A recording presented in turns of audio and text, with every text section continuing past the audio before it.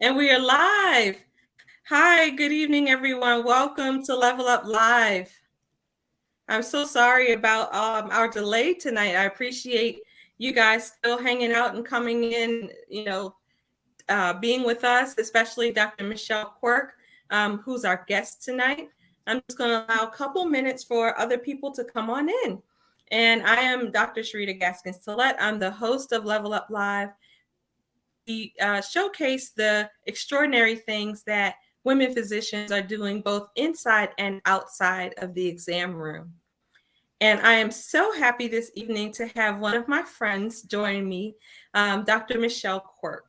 So, Dr. Michelle, I started last week having people introduce themselves because I feel like that sometimes is more interesting and more relevant than my reading the bio.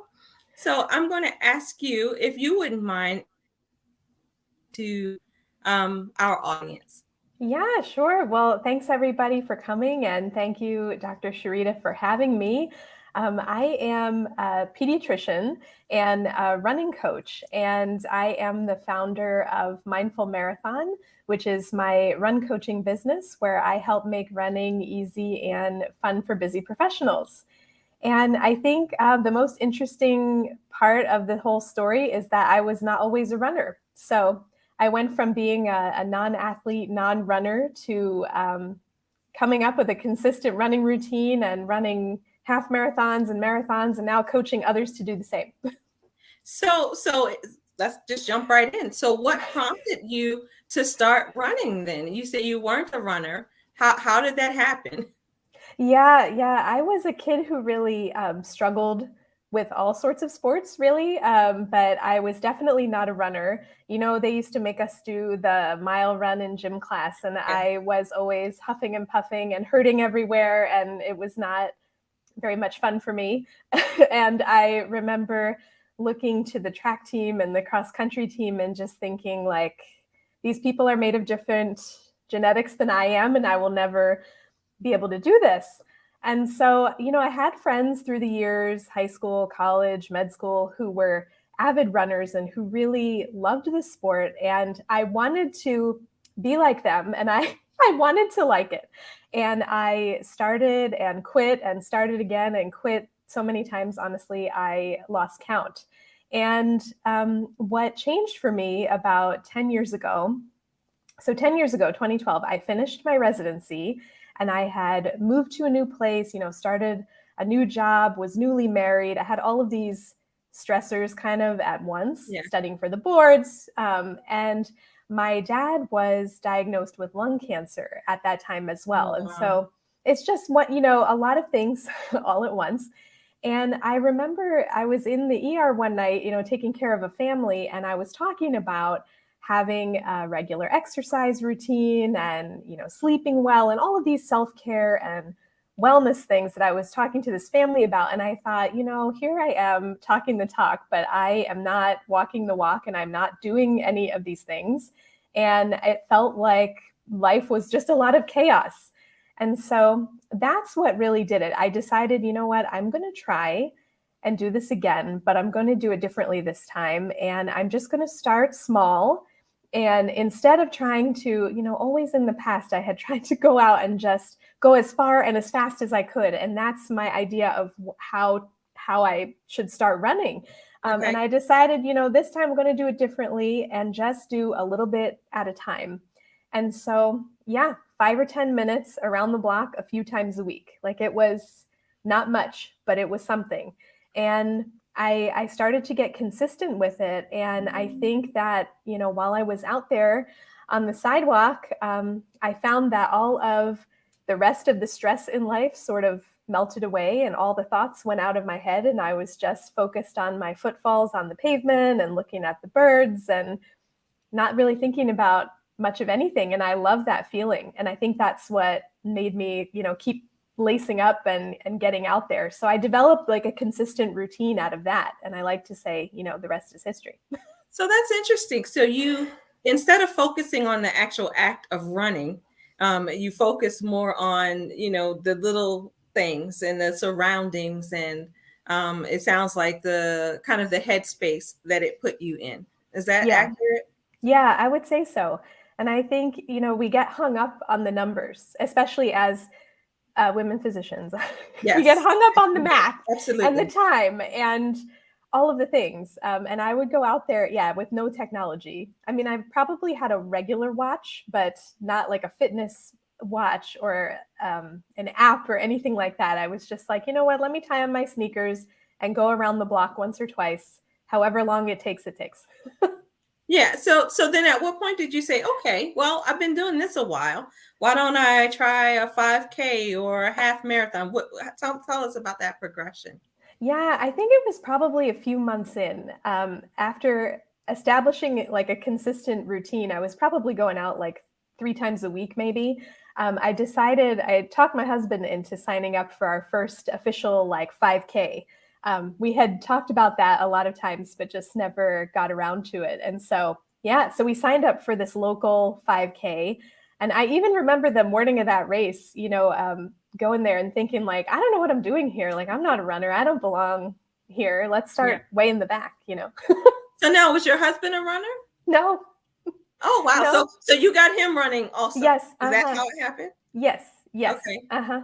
Yep. Interesting. I Very, took him very along for the interesting. ride. I took a lot of family members along, a lot of friends. Well, that's great though, because you built your running community from scratch, and you didn't have to worry about the comparitis because everybody, yeah, all of you guys were beginners. That's So right. I think that's awesome.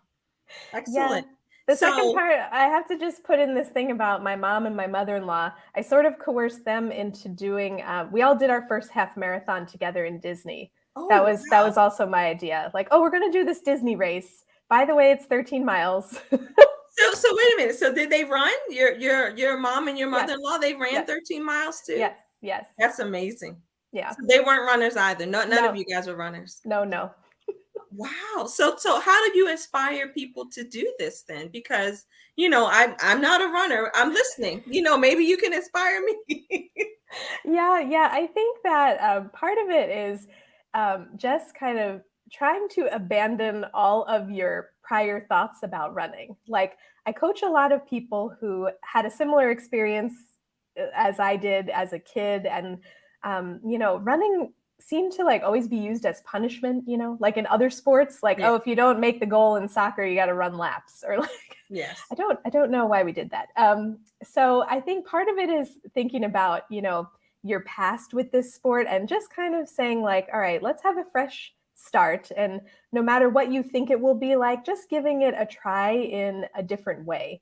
And I think what helped me was just to know that it didn't have to hurt all the time, right? Like it really was not fun for me as a kid, and my body didn't feel good. But when I found a way to run and it felt good, that's sort of the positive feedback loop that kept me going out there. So one piece of advice I could give, usually, at the beginning, for a lot of newer runners, I would say try not to. We talked about trying not to focus on the numbers, but Yeah. go based on like a duration and not a pace. So say to yourself, you know what, I'm going to get out there. I'll go whatever you decide, 5 minutes, 10 minutes, 20 minutes.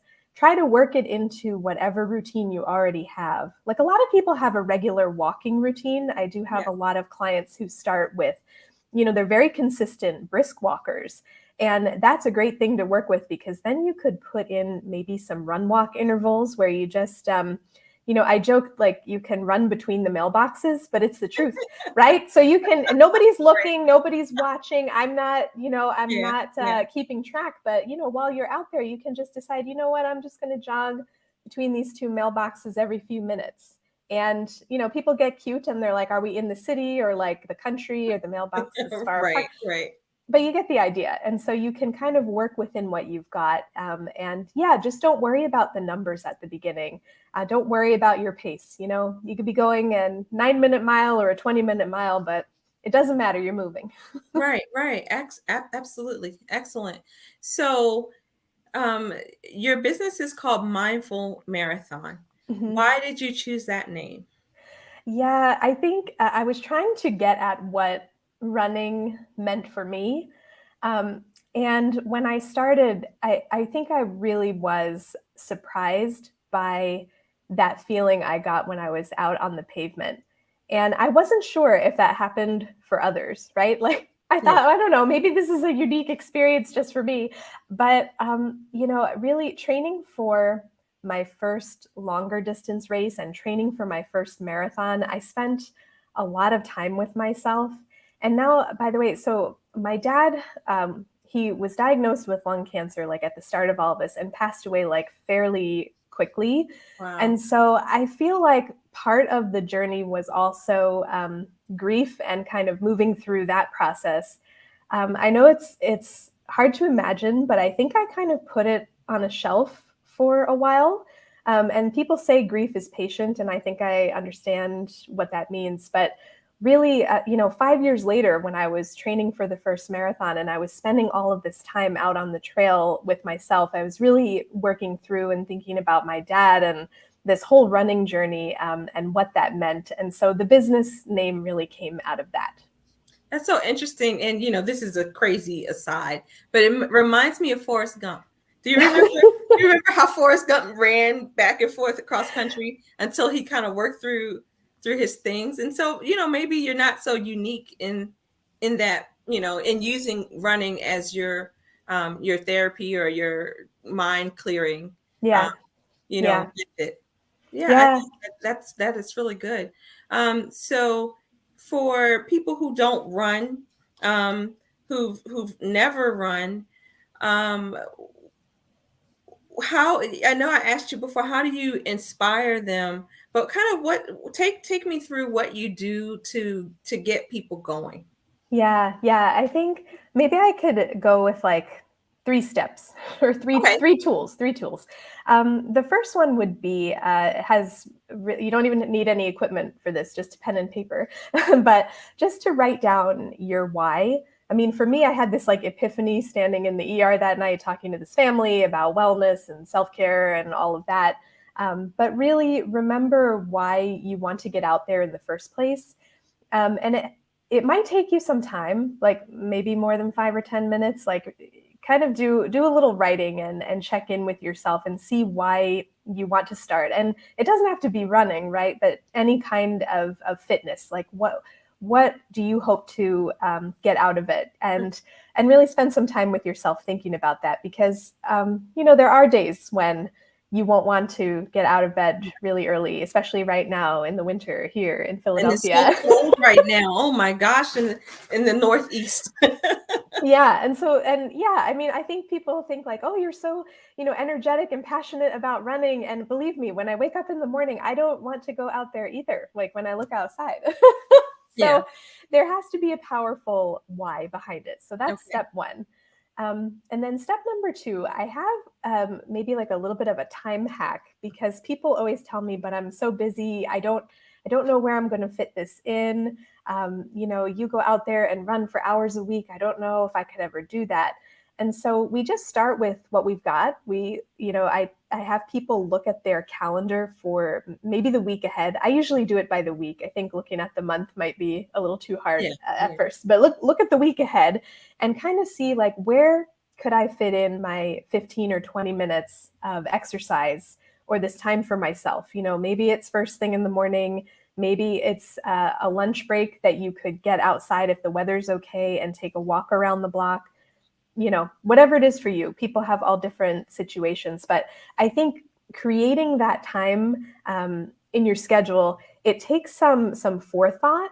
But if you look at it ahead of time and you write it down and you say, okay, from 6:30 a.m. to 6:45 a.m., this is whatever I'm doing, this is my exercise time.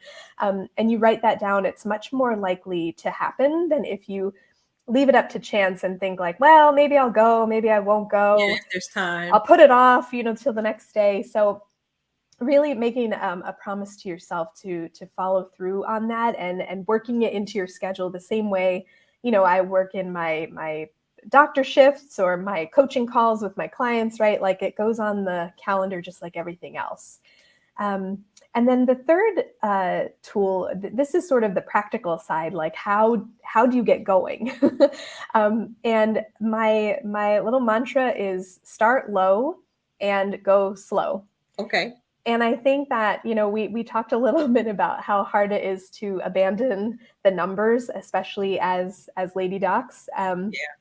It's really, we're very tempted to like go full on, full out and reach a certain number or a certain pace, or really start to compare where we are against where someone else is. And so what I have people do is try to focus on a level of effort. So when you start, it's kind of like the pain scale. So pain scale goes 1 to 10. The effort level goes 1 to 10. Okay. 1 would be a brisk walk, and 10 would be like a bear is chasing you in the woods. Yes, full out, huffing and puffing, red in the face. Yeah. So we are looking to be at a level 2 to 4. Okay. Out of 10. And if what that would translate, if you and I were jogging together, we could chat a little bit. Like maybe, you have to take a breath here and there, but we could get out a sentence, and we're not huffing and puffing so much that we can't speak. So that's a good place to start. And I have a lot of beginners who start with run walk intervals. I was kind of alluding to that before, but what that means is that you have like a set period of time where you walk, and then you do a couple seconds of running, and then more walking, running, and you kind of alternate like that. Okay. Some people love it. Some people don't. You see how you feel, but it's a great technique to get started. And if you already have a regular walk routine, you can kind of put that right in there and try some jogging and see how it feels. So then is the idea to over time increase the amount of running that you're doing? Mm-hmm. Yeah. And sometimes it's the amount of time. So if people start with, say, like 10 minutes of run walking, we can slowly increase that. And you can also play with the interval. So some people are doing like 30 seconds of run and 30 seconds of walk. And over time, we work up to like 2 minutes of running and 30 seconds of walking. So there's several variables to play with as you get started. But it's a nice way to try. And you don't need to do anything fancy. You could just do the mailbox technique. Yeah. And I like what I like what you talked about, because again, this is about being intentional. Mm-hmm. And I talk about that quite a bit here on Level Up, because if we're not careful, life will just be happening to us. And you mentioned, scheduling the exercise time. And if you don't do that, then, if you're just waiting for there to be an opening in your schedule, especially as a busy lady doc or other professional person, you may not have a gap in your schedule where it fits neatly. Yeah. And so if you don't take that time, but also it underscores how important that time is, not just for your physical fitness, but also your mental wellness and well-being, that you are taking that time to, commune with nature, to, talk to yourself about whatever's going on, or work through, some of the things that are on your mind. Mm-hmm. So, it's definitely a form of self-care. Yeah, for sure. So now, what made you start doing marathons? Because you said your why. Okay, so my why may be that I want to be fit, but how does that jump over to, I think I'll run 26.2 miles? Yeah. So I think like many things in my life, I didn't arrive to that marathon decision lightly. Like it progressed over time. So, when I started after that first 5K, we signed up for a lot more races, but shorter distances, 5Ks, 10K, worked our way up to the half marathon. And it was really after the half marathon, actually, the following day. So we did this at Disney. It's a wonderful race weekend in January. And we were leaving to catch our flight on marathon day, which happens on like the Sunday. So we finished the half marathon. The next day, we're like sitting there having coffee in the morning. And I was watching the marathoners come back to the hotel. And the thought occurred to me then, like, okay. I wonder what that would be like. I wonder if I could do that, and it just was like a little whisper. Then it wouldn't go away. So almost like a challenge to yourself. It was, yeah. Okay, yeah. So you did the first one and you proved that you could do it. What made you do more? Yeah, that first marathon, wow. I had a lot of self-doubt throughout that training cycle, whether I'd be able to do it. I have a coach as well, and so I had this training plan, and I didn't, no one can follow a training plan 100%. I sure tried, of course. And I don't think even as late as mile 25 of the race, I wasn't sure I was going to do it. Wow. Like I felt great, but I was still like, I don't know if I'm really doing this until I crossed the finish line and like it set in, like I okay, did do well, this. I guess like, I did it. Looking at this medal. Yeah, but it was an amazing experience. I mean, I'm a slower runner. And so that was, took over 5 hours. So I was out there for a long time, again, with myself and also, 30,000 of my friends who love Disney marathons as well. But yeah, it was a life-changing experience. Yeah, And what an so accomplishment. yeah. So, but my favorite distance, if you ask me today, is the half marathon. I really like the half right at this moment. So yeah, no more marathons, in the near future, but I'm sure there'll be more. So why do you prefer the half over the full? I think for me, it's a little bit about the training time. Like the commitment to training is quite a lot for a marathon, and I don't take that lightly. Like you can't how to put it, like you can't fake it, right? Like for the marathon, or otherwise you'll hurt yourself. And so like at this point in my life, I'm just not sure I want to invest the time right now for another marathon. But the half, I'm like trying to get a little bit faster at it. That's my personal challenge with myself, trying to improve my half marathon time. But the training doesn't like take over, a lot of time. Yeah. So you bring up another really good point, that it's important to run your own race and go at your own pace and not worry about, what anyone else is doing. Just keep trying to be better than you were the day before. Yeah, exactly. That's why we call them personal records, right? PRs. Yeah. So it's just with yourself. I know I remember like an earlier race when my niece and nephew were young, like my niece was like, "Did you win the race?" I'm like, "No." Heavens no. But my own personal race, yes. Yeah, we do that with my daughter's a swimmer. And Okay. so we have to keep constantly reminding her that she's just trying to beat her last time. She doesn't have to worry about beating everyone. Yeah. Yeah, that it does. It helps to build that perseverance. It does. And it feels good that as I'm getting older, I'm getting faster.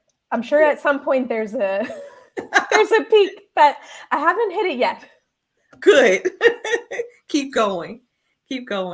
So you mentioned, of course, obviously the physical fitness, and we talked some about the mindfulness of running, but what are some of the other benefits that people might see? Yeah.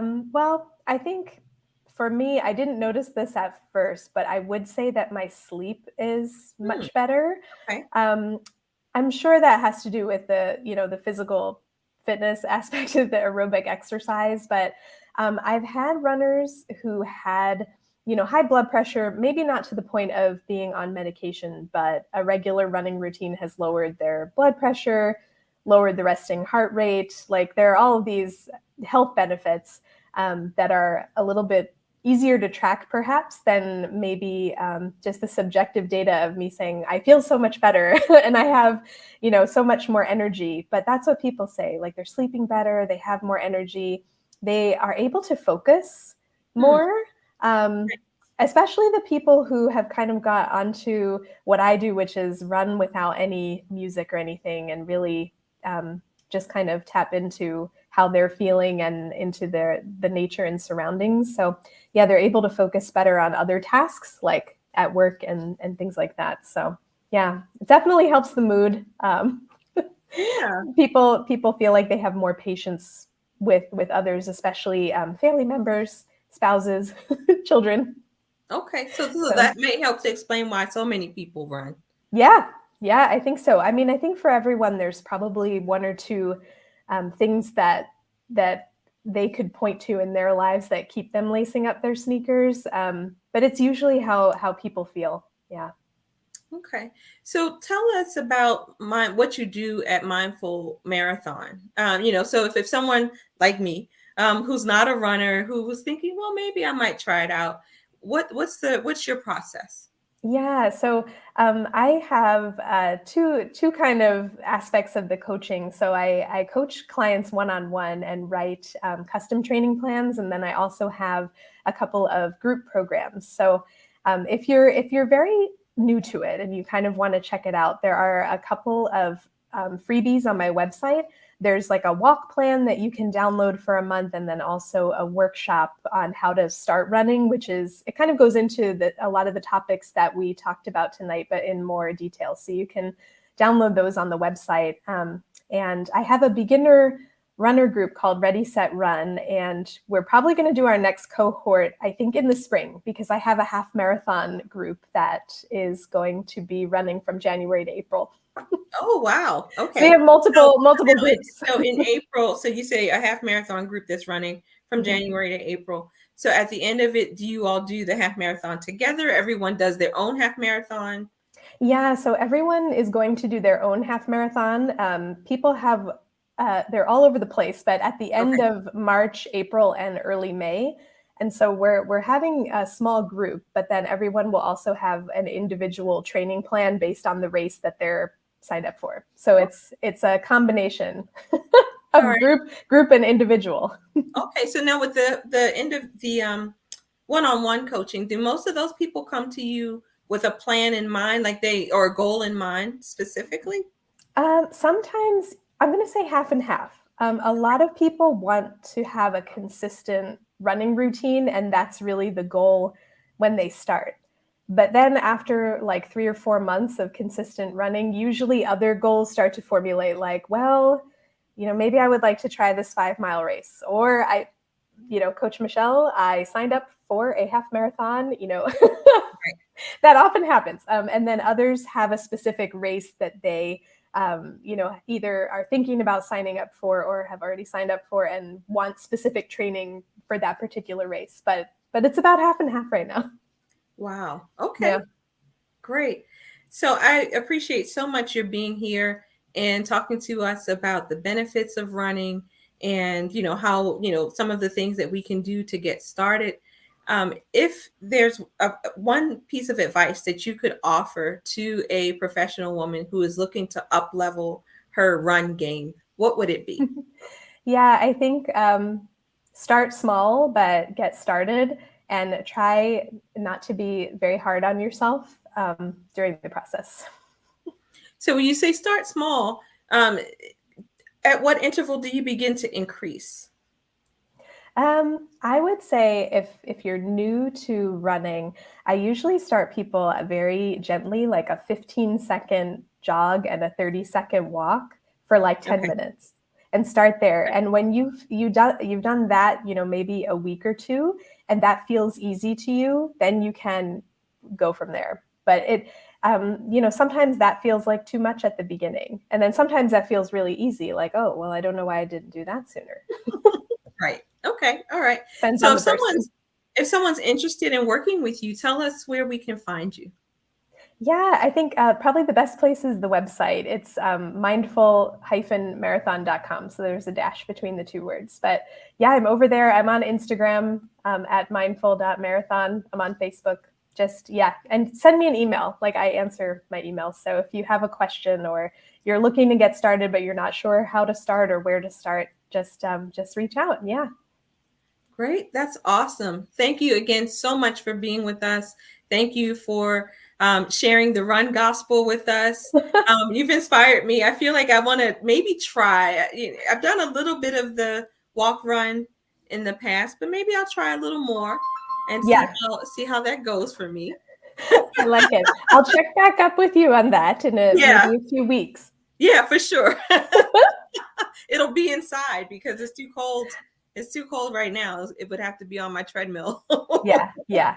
For this period in time. But but anyway. So, and I thank you all for joining us tonight.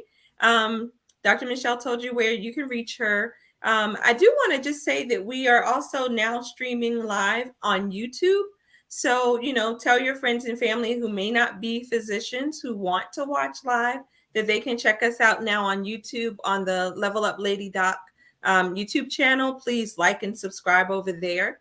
Also, just want to remind you that registration is open for a weekend for me, which is our spring retreat. It will be happening March 24th through 26th in Cambridge, Maryland. You can get more information at www.aweekendforme.com.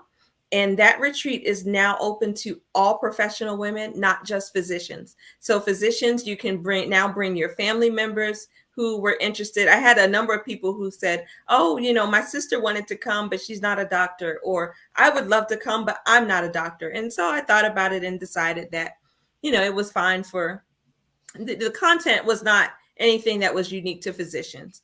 All professional women, get overwhelmed and could use a break.